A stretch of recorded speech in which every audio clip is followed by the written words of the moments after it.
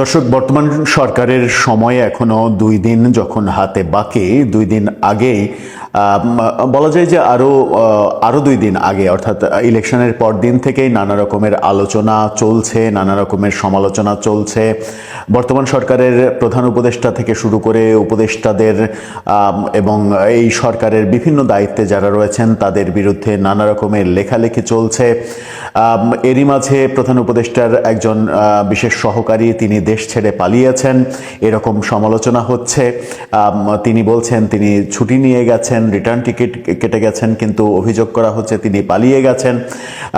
এই ঘটনাগুলো দেখতে দেখতেই ক্ষমতা হস্তান্তরের মাত্র একদিন আগে দাঁড়িয়ে, অর্থাৎ পরশুদিন নতুন সরকার শপথ নেবে এবং নতুন সরকার শপথের মাধ্যমে পরশুদিন বিকেলে বর্তমান সরকারের কার্যক্রম শেষ হয়ে যাবে। ঠিক তার একদিন আগে আজকে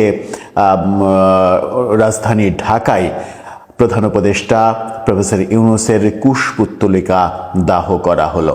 এই ঘটনা বলে দেয় যে প্রধান উপদেষ্টা প্রফেসর ইউনূসের ব্যাপারে বাংলাদেশের জনগণ, বহু জনগণ ফুঁসে উঠেছে, ফুঁসে আছে, যার মাত্রাগুলো নির্বাচনের পরেই শুরু হয়েছে। নির্বাচনে যদি উল্টা রেজাল্ট হতো, যারা জিতেছে তারা যদি না জিতে তাদের প্রতিপক্ষ জিততো, তাহলে এই চিত্র হতো না। অনেকটা প্রফেসর ইউনূসই ক্ষমতায় আছেন সেরকমটাই মনে হতো এবং প্রফেসর ইউনূসকে রাষ্ট্রপতি করার ব্যাপারটাও মোটামুটি চূড়ান্ত ছিল। কিন্তু গণেশ যেহেতু উল্টে গেছে, সেহেতু এখন এরকম পরিস্থিতি দেখতে হচ্ছে। হঠাৎ করে প্রফেসর ইউনূসের কুশপুত্তলিকা দাহ করা হলো কেন, এই প্রশ্ন উঠেছে। সাথে প্রফেসর ইউনূসের বিরুদ্ধে যে সকল অভিযোগ, সাংবিধানিক অভিযোগ, সংবিধান লঙ্ঘন করার যে সকল অভিযোগ উঠছে, সেই অভিযোগগুলোর পরিপ্রেক্ষিতে তিনি ফেঁসে যেতে পারেন, এরকম আলোচনা চলছে। চলুন একটু জেনে দেখি কুশপুত্তলিকা দাহ হলো কিভাবে, কারা করলেন এবং প্রফেসর ইউনূস কোন কোন পয়েন্টে প্রশ্নবিদ্ধ হতে পারেন, আইনের মারপ্যাচে ফেঁসে যেতে পারেন। দর্শক, বলছিলাম প্রফেসর ইউনূসের কুশপুত্তলিকা দাহ করা হয়েছে। রাজধানীতে আজকে একজন ব্যক্তি এই কাজ করেছেন এবং সাংবাদিকদের উপস্থিতিতে করেছেন। প্রফেসর ইউনূসের বিরুদ্ধে লেখা একটি বোর্ড নিয়ে তিনি এই কথা বলেছেন এবং কথা বলার শেষে সেই বোর্ডে থাকা প্রফেসর ইউনূসের ছবি পুড়িয়ে এই কাজ শেষ করেছেন। ভিডিওটা একটু দেখে আসুন, ছবি পোড়াচ্ছে কিভাবে সেই ভিডিওটা দেখে আসুন।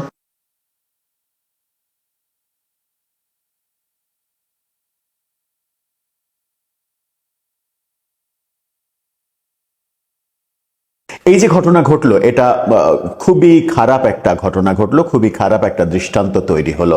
এটা প্রফেসর ইউনূসের মতো একজন সম্মানিত মানুষকে কেন্দ্র করে এই কাজ করা ঠিক হয়নি বলে ব্যক্তিগতভাবে আমি মনে করি। অনেকের অনেক অভিযোগ থাকতে পারে, অভিযোগ থাকলে তিনি যদি অপরাধ করে থাকেন তাহলে তার যথাযথ প্রক্রিয়ায় শাস্তি হবে। কিন্তু এই এক ধরনের জোর জবরদস্তি যে ব্যাপারটা প্রফেসর ইউনূসের সরকার প্রতিষ্ঠিত করেছে, মব কালচারের ব্যাপারটা, অর্থাৎ জবরদস্তির ব্যাপারটা, সেটা থেকে আমাদের বেরিয়ে আসতে হবে। সেটা থেকে বেরিয়ে এসে আইনের শাসন প্রতিষ্ঠিত করতে হবে। কিন্তু অনেকের অনেক অভিযোগ, প্রফেসর ইউনূসের বিরুদ্ধে অনেক অভিযোগ। বিএনপিপন্থী এক বিশ্লেষক তিনি সংবিধানের বিভিন্ন অনুচ্ছেদ, বিশেষ করে 93 অনুচ্ছেদ এবং 48-এর 3 অনুচ্ছেদ উল্লেখ করে বলছেন প্রফেসর ইউনূস এই 2 অনুচ্ছেদের প্রেক্ষাপটে বড় ধরনের ফাঁসা ফেঁসে যাবেন। কি বলছেন তিনি, চলুন একটু আলোচনা করি।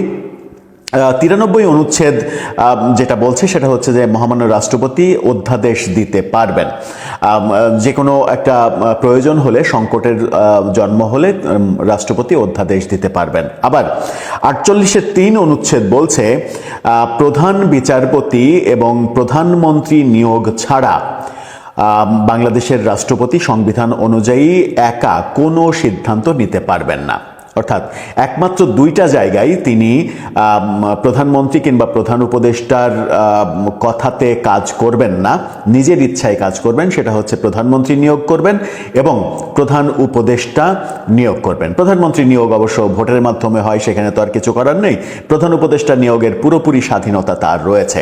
এই 2টা বাদ দিয়ে রাষ্ট্রপতি যা কিছু করবেন যত কাজ করবেন সব কিছুই প্রধানমন্ত্রীর পরামর্শক্রমে করবেন কিংবা প্রধান উপদেষ্টার পরামর্শক্রমে করবেন। রাষ্ট্রপতি এখন পর্যন্ত যত অধ্যাদেশ জারি করেছেন, শত শত অধ্যাদেশ জারি করেছেন, রাষ্ট্রপতির কাঁধে কাঁঠাল ভেঙে খাওয়ার একটা চেষ্টা করা হয়েছে। এই সরকার রাষ্ট্রপতির মাথায় কাঁঠাল ভাঙার চেষ্টা করেছে এবং রাষ্ট্রপতিকে দিয়ে সবকিছু উদ্ধার করার চেষ্টা করেছে। কিন্তু সংবিধান বলছে রাষ্ট্রপতি যা কিছুই করবেন সবকিছুই প্রধানমন্ত্রী কিংবা প্রধান উপদেষ্টার পরামর্শে করবেন, অর্থাৎ প্রধান উপদেষ্টা যা বলবেন সেটাই রাষ্ট্রপতি করবেন কিংবা করতে বাধ্য, আইনত বাধ্য। অর্থাৎ যে সকল অধ্যাদেশ জারি করা হয়েছে রাষ্ট্রপতির মাধ্যমে একটাও রাষ্ট্রপতির দায় থাকবে না, সমস্ত দায় প্রধান উপদেষ্টাকে অর্থাৎ প্রফেসর ইউনূসকে নিতে হবে। এই কারণেই তিনি ফেঁসে যাবেন।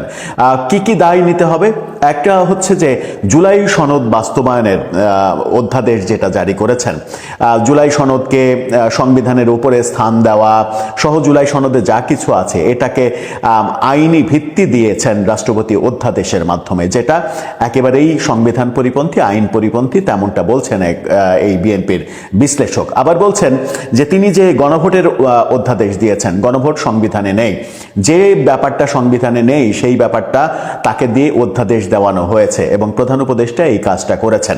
এরকম সংবিধান বিরোধী বহু অধ্যাদেশ দেয়া হয়েছে, যে অধ্যাদেশ দেওয়ানোর ব্যাপারে সম্পূর্ণ প্রফেসর ইউনূস প্রধান উপদেষ্টা হিসেবে ফেঁসে যাবেন সংবিধান বিরোধী কর্মকাণ্ড করার জন্য। এই আলোচনা এখন জোরে সোরে উঠেছে। এছাড়া মানে বলা হচ্ছে যে যেটা বললাম সেটা হবে আইন সংশোধন করে মানে নির্বাহী আদেশে আওয়ামী লীগকে যে আওয়ামী লীগের কার্যক্রমের উপরে যে নিষেধাজ্ঞা দেওয়া হয়েছে সেটাও বেআইনিভাবে করা হয়েছে এবং এই কাজ সরকার করতে পারে না। নির্বাহী আদেশে কোনো দলকে নিষিদ্ধ করতে পারে না, সেই কাজটা এই সরকার করেছে। সেই জন্য আইন উপদেষ্টা এবং প্রফেসর ইউনূস প্রধান উপদেষ্টা তার ফেঁসে যাওয়ার সম্ভাবনা রয়েছে। এই জুলাই অভ্যুত্থানে অগ্রহণযোগ্যভাবে যে ইনডেমনিটি দেওয়া হয়েছে, অর্থাৎ 5 আগস্ট থেকে 31 আগস্ট পর্যন্ত এই সময়ের যে ইনডেমনিটি দেওয়া হয়েছে, 5 আগস্ট পর্যন্ত ইনডেমনিটি সবারই প্রত্যাশা ছিল, সবাই এটাকে গ্রহণ করবে। কিন্তু 5 আগস্ট থেকে 31 আগস্ট পর্যন্ত যখনই আপনি ইনডেমনিটি দিতে যাবেন, এই সময়ে যে ধরনের ম্যাসাকার হয়েছে সারা দেশে, সেটা তো আন্দোলনের সময় না, আন্দোলন পরবর্তী হয়েছে। এটা রাজনৈতিক হিংসা বিদ্বেষ থেকে হয়েছে, হিংসার চাষ করা হয়েছে। সেগুলোকে যখন ইনডেমনিটি দেওয়া হয়েছে তখন এই সরকারের প্রতি অভিযোগ আসবে কিংবা আসছে যে এই কাজগুলো এই সরকারই করিয়েছে। যে মানে ম্যাসাকার অবস্থা সারা দেশে হয়েছে সেটার ইনডেমনিটি এটাও আইনের বৈধতা পাবে না, এটা বলছেন অনেকে। আন্তর্জাতিক অপরাধ ট্রাইব্যুনাল যেখানে শেখ হাসিনার বিচার হচ্ছে সেটাও একটা হিংসার বশবর্তী হয়ে কাজটা করা হয়েছে আইন সংশোধন করে। আন্তর্জাতিক অপরাধ ট্রাইব্যুনাল আইন 1973-এর যে আইন, সেই আইনে এই আদালতে একমাত্র 1971 সালের মহান মুক্তিযুদ্ধের যারা যুদ্ধ অপরাধের সঙ্গে জড়িত তাদের বিচার করার জন্য এই আদালত গঠন করা হয়েছে। অথচ এই যুদ্ধাপরাধীদের বিচারের জন্য তৈরি করা আদালতে শেখ হাসিনাকে বিচার করা, এটা একটা রাজনৈতিক হিংসা বিদ্বেষের বশবর্তী হয়ে করা, যে শেখ হাসিনা যাদেরকে বিচার করেছেন তাদের হয়ে, তাদের প্রতিনিধিত্ব করে প্রফেসর ইউনূস সেই আদালতে শেখ হাসিনার বিচার করার চেষ্টা করেছেন। অথচ এই আলোচনা সর্বত্র ছিল যে শেখ হাসিনার যদি দোষ থাকে, শেখ হাসিনার অপরাধ, সেগুলো নর্মাল আদালতে কিংবা বিশেষ ট্রাইব্যুনাল তৈরি করে, আলাদা একটা বিশেষ ট্রাইব্যুনাল তৈরি করে সেটা করা যেত। সেটা না করে আন্তর্জাতিক অপরাধ ট্রাইব্যুনালে তার বিচার করে এক ধরনের প্রতিহিংসা চরিতার্থ করা হয়েছে, সেই অভিযোগও তার বিরুদ্ধে উঠছে। এখন অভিযোগ রয়েছে যে শেষ সময়ে, সরকারের শেষ সময়ে এসে 1 লক্ষ কোটি টাকারও বেশি, সরকারের শেষ সপ্তাহে 1 মাসের মধ্যে 1 লক্ষ কোটি টাকারও বেশি টাকার কার্যাদেশ দেয়া হয়েছে, কেনাকাটার কার্যাদেশ দেয়া হয়েছে, যেটা কোনোভাবেই গ্রহণযোগ্য নয় সরকারের শেষ সময়ে এসে। যার মধ্যে রয়েছে আমেরিকা থেকে বোয়িং কেনা, সেটা প্রায় 35,000 কোটি টাকা। এই সিদ্ধান্ত সরকারের এই সিদ্ধান্ত অনেকে বলছেন যে এই তড়িঘড়ি করে শেষ সময়ে এসে, শেষ মাসে এসে এই কার্যাদেশ 1 লক্ষ কোটি টাকারও বেশি কেনাকাটার যে কার্যাদেশ, এই কার্যাদেশের পেছনে কোনো স্বার্থ আছে কিনা, এখান থেকে কোনো মুনাফা পেতে চায় কিনা সরকারের বিভিন্ন পর্যায়ের বিভিন্ন জন, এই অভিযোগ উঠছে। এবং এই যে তড়িঘড়ি ক্রয় আদেশ দেয়া, এটার পেছনে কোনো অসৎ উদ্দেশ্য থাকতে পারে বলে অনেকে মনে করছেন, এবং এই কার্যাদেশের মাধ্যমে পরবর্তী সরকারকে একটা বিপদের মধ্যে ফেলে গেছে প্রফেসর ইউনূস সরকার। অভিযোগ আছে তার বিরুদ্ধে, তিনি সরকারের প্রধানের দায়িত্ব নেয়ার পরপরই তার গ্রামীণের নামে বহু প্রতিষ্ঠানকে লাইসেন্স দিয়েছেন, যেটা অন্য কাউকে দেয়া হয়নি, কিন্তু গ্রামীণের নামে বহু কোম্পানিকে লাইসেন্স দেয়া, যে ব্যাপারটা ওপেন সিক্রেট, সেটার বিরুদ্ধে সেই লাইসেন্সগুলোও টিকবে না বলে অনেকে মনে করছেন। 666 কোটি টাকার যে কর মওকুফ, সেই কর মওকুফ নিজের প্রভাব খাটিয়ে প্রফেসর ইউনূস করেছেন, সেই অভিযোগ রয়েছে। সেটাও টিকবে কিনা এবং তার জন্য তাকে আইনের মুখোমুখি হতে হবে কিনা, সেই প্রশ্ন উঠছে। গ্রামীণ ব্যাংকের মালিকানা ছিল 25%। গ্রামীণ ব্যাংকের সরকারের মালিকানা ছিল, গ্রামীণ ব্যাংক প্রসঙ্গে সরকারের মালিকানা ছিল 25%, আর গ্রামীণ ব্যাংকের মালিকানা ছিল 75%। সেটা প্রফেসর ইউনূস দায়িত্ব নেওয়ার পরে সরকারের মালিকানা 25% থেকে কমিয়ে 10% করেছে, আর গ্রামীণ ব্যাংকের মালিকানা 90%-এ নিয়ে গেছে। গ্রামীণ ব্যাংকের স্বার্থে সরকারের এত বড় একটা ক্ষতি করেছেন প্রফেসর ইউনূস, এর জন্যও তাকে আইনের মুখোমুখি হতে পারে এই কথা অনেকে বলছেন। রেকর্ড পরিমাণ বিদেশ সফরের ব্যাপার তো রয়েছে, রেকর্ড পরিমাণ বিদেশ সফর। একেবারে কয়েকদিন আগে গ্রামীণ ফোনকে বিশেষ তরঙ্গ বরাদ্দ দেয়া, যেটা এই ফয়েজ আহমেদ তোয়েবকে দিয়ে করিয়েছেন তিনি, গ্রামীণ ফোনকে অন্য কোম্পানিকে না দিয়ে কোনো ধরনের টেন্ডার ছাড়া গ্রামীণ ফোনকে তরঙ্গ বরাদ্দ দিয়েছেন। অর্থাৎ নিজের ব্যবসা প্রতিষ্ঠানগুলোর জন্য যা যা করা দরকার তার সব কিছুই করেছেন, এই অভিযোগগুলো তার বিরুদ্ধে উঠছে। এত অভিযোগের জবাব তিনি কিভাবে দেবেন? অনেকে বলছেন যে তিনি রাষ্ট্র ক্ষমতায় মূলত এসেছেনই নিজের স্বার্থ উদ্ধারের জন্য। এই অভিযোগ যারা করছেন তাদের অভিযোগগুলো কতটা সত্য, সেটাই এখন দেখার বিষয়। অভিযোগ অনেক থাকতে পারে, কিন্তু অভিযোগের সত্য মিথ্যা এগুলো যাচাই করাও তো একটা বড় ব্যাপার।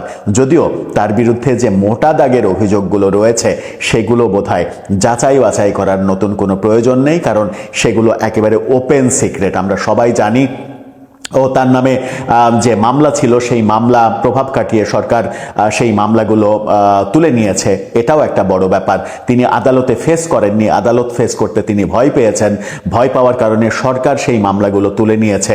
সরকারের প্রভাব খাটিয়ে মামলা তুলে নেওয়া এই ব্যাপারটা বলে দেয় যে মামলাতে দেয়ার হ্যাভ সামথিং রং, এই কারণেই তিনি ফেস করতে ভয় পেয়েছেন। এরকম নানা অভিযোগ তার বিরুদ্ধে রয়েছে। গত 1.5 বছর ধরেই এই অভিযোগগুলো অনেকটা চাপা সুরে ছিল, কিন্তু নির্বাচনের পরে বিএনপির নিরঙ্কুশ সংখ্যাগরিষ্ঠতার পরে এই অভিযোগগুলো একেবারে সামনে আসছে, যার প্রতিফলন আজকে দেখলাম রাজধানীতে তার কুশপুত্তলিকা দাহ করা হলো। এটা তার জন্য অনেক বেশি অপমানজনক। এতটা অপমান তাকে করা ঠিক হয়নি বলে ব্যক্তিগতভাবে আমি এখনো মনে করতে চাই। যদি তিনি অপরাধী হন, অপরাধ করে থাকেন, তাহলে আইনি কাঠামোর মধ্য দিয়ে কোনো ধরনের অসম্মানজনক কোনো কর্মকাণ্ড না করে, কোনো ধরনের মব তৈরি না করে, যে পথ তিনি শিখিয়ে দিয়েছেন সেই পথে না গিয়ে সুন্দর পথে আমার মনে হয় তিনি অপরাধ করলে তিনি আইনের কাছে জবাবদিহি করবেন, আদালতের কাছে জবাবদিহি করবেন। সেই ওয়েটাই আমাদের অবলম্বন করা উচিত, অন্য কোনো ওয়ে নয়। আসসালামু আলাইকুম। ডক্টর ইউনূস সরকার গত 18 মাস পুরো জাতিকে যে একটা শ্বাসরুদ্ধকর অবস্থায় রেখেছিল, এই ব্যক্তি বিদায় নেওয়ার আগ মুহূর্ত পর্যন্ত স্বাধীনতা বিরোধী শক্তির, মুক্তিযুদ্ধ বিরোধী শক্তির আস্ফালন আমাদেরকে দেখতে হচ্ছে এখনো পর্যন্ত। আপনারা হয়তো অনেকেই জেনেছেন যে রোববারও বঙ্গবন্ধুর স্মৃতির উদ্দেশ্যে শ্রদ্ধা জানাতে গিয়ে ধানমন্ডির 32 নম্বর থেকে 2 জনকে আটক করা হয়েছে। তাদের মধ্যে একজন হচ্ছেন ঢাকা বিশ্ববিদ্যালয়ের সমাজবিজ্ঞান বিভাগের অধ্যাপক আ.ক.ম জামাল উদ্দিন। আরও একজন রয়েছেন, তিনি কুমিল্লা থেকে এসেছিলেন, একজন নারী, তিনিও শ্রদ্ধা জানাতে এসেছিলেন। তাদের সাথে আরও বেশ কয়েকজন ছিল, তাদেরকে আটক করা হয়নি। এই 2 জনকে পুলিশ ধস্তাধস্তি করে আটক করে থানায় নিয়ে যায়। নির্বাচনোত্তর বাংলাদেশে মানুষের বিশ্বাস জন্মেছে যে ডক্টর ইউনূস সরকারের মবের রাজত্ব শেষ। খুব স্বাভাবিকভাবেই মানুষ মনে করতে শুরু করেছিল যে এখন থেকে সম্ভবত মুক্তিযুদ্ধের কথা বুক ফুলিয়ে বলা যাবে। শুধু বিশ্বাস নয়, ঢাকা বিশ্ববিদ্যালয় এলাকায় এরই মধ্যে স্লোগান উঠতে শুরু করেছে, মিছিল হতে শুরু করেছে রাজাকারদের বিরুদ্ধে, আল বদরদের বিরুদ্ধে। গোলাম আজমের ছবি সেখানে রেখে জুতা নিক্ষেপ করা হচ্ছে। এবং এটাও তো বাস্তবতা যে নির্বাচনে সংখ্যাগরিষ্ঠতা পাওয়ার সঙ্গে সঙ্গে সেই দলের অধীনেই মোটামুটি প্রশাসন চলে যায়। বিএনপি সরকার গঠন করতে যাচ্ছে, দুদিনের মধ্যেই মঙ্গলবার তারা শপথ নেবে এবং তারেক রহমানও তো নির্বাচনী প্রচারণা কিংবা তারও আগে থেকে দেশে ফেরার পর থেকে তিনি বলে আসছেন যে ৭১ হচ্ছে আমাদের ভিত্তি, মুক্তিযুদ্ধকে বাদ দিলে বাংলাদেশের অস্তিত্ব থাকে না, আর বঙ্গবন্ধুর নাম বাদ দিলে মুক্তিযুদ্ধের অস্তিত্ব থাকে না, সেটিও তো একটি প্রশ্ন। সেই বঙ্গবন্ধুর স্মৃতির উদ্দেশ্যে মানুষ এখনো শ্রদ্ধা জানাতে পারবে না, বঙ্গবন্ধুর নাম উচ্চারণ করতে পারবে না। তার মানে কি এদের দিন এখনো শেষ হয়নি? কারা এখনো উৎপীড়িত আছে? ইউনূস সরকারের এই যে একজন উপদেষ্টা ছিলেন সাবেক ছাত্র সমন্বয়ক আসিফ মাহমুদ সজীব ভুঁইয়া 2025 সালে যখন 2025 সালের 5 ফেব্রুয়ারি যখন বুলডোজার দিয়ে মুক্তিযুদ্ধের অন্যতম স্মারক, অন্যতম নিদর্শন ধানমন্ডির 32 নম্বর বাড়িটি বুলডোজার দিয়ে গুড়িয়ে দেওয়া হলো, ঠিক তার আগে ওই দিন এই আসিফ মাহমুদ সজীব ভুঁইয়া তার ফেসবুক পেজে স্ট্যাটাস দিয়েছিলেন উৎসব হোক। তার মানে তার আগে থেকেই ঘোষণা দেওয়া ছিল যে ওই দিন বঙ্গবন্ধুর বাড়ি গুড়িয়ে দেওয়া হবে। এই আসিফ মাহমুদ সজীব ভুঁইয়া ডক্টর ইউনূস সরকারের উপদেষ্টা হয়ে এমন স্ট্যাটাস দিয়েছেন, তাদের বিরুদ্ধে কিচ্ছুই করা হয়নি, কিছুই না। শুধু বঙ্গবন্ধু বাড়ি কেন, মুক্তিযুদ্ধের অসংখ্য স্মৃতিচিহ্ন গুড়িয়ে দেওয়া হয়েছে।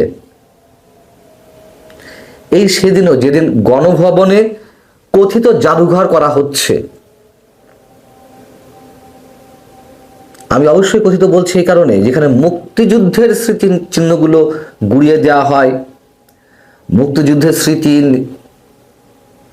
ধারণ করে এমন জাদুঘরও গুড়িয়ে দেওয়া হয়, সেখানে গণভবনের 24-এর জাদুঘর গড়ে তোলা হয়। যেদিন উদ্বোধন করা হয় সেই দিনও বীরশ্রেষ্ঠ মতিউর রহমানের একটা মুরাল ভেঙে গুড়িয়ে দেওয়া হয়। নিশ্চয়ই ৭১-এর ধারে কাছেও যেতে পারবে না 24 কখনো। আর 24-এর চেতনা যতটুকুই হোক না কেন, তাও তো বিতর্কিত করেছে এরাই। বঙ্গবন্ধুর বাড়িটা যেদিন গুড়িয়ে দেওয়া হলো সেদিন বিএনপিও বিবৃতি দিয়েছিল, যদিও একদিন পরে এসে গভীর রাতে সে বিবৃতি দিয়েছিল এবং নিন্দা জানানো হয়েছিল। অথচ এখনো বঙ্গবন্ধুর নাম উচ্চারণ করলে, বঙ্গবন্ধুর স্মৃতির প্রতি শ্রদ্ধা জানাতে গেলে পুলিশ আটক করছে শ্রদ্ধা নিবেদনকারীদের। কাদের অনুসারী এই পুলিশ? এদেরকে যদি প্রশ্রয় দেওয়া হয়, নিঃসন্দেহে এটুকু বলতে পারি এরাই বিএনপিকে গিলে খাবে। যেমন ফ্যাসিবাদকে রুখে দেওয়ার নামে রাজাকার আল বদরদের সাথে ঐক্য করা হয় এবং সেই ঐক্যের জায়গা থেকে আমরা দেখছিলাম কিভাবে একটি বিশেষ শক্তি বিএনপিকে গিলে খাওয়ার চেষ্টা করছিল। ভবিষ্যৎ নিশ্চয়ই আরো ভয়ঙ্কর হবে। এদিকে জনাব ইউনূস সাহেবের ছবিতে আগুন দেওয়া শুরু হয়েছে। শাহবাগে রোববারই এই ঘটনা ঘটেছে।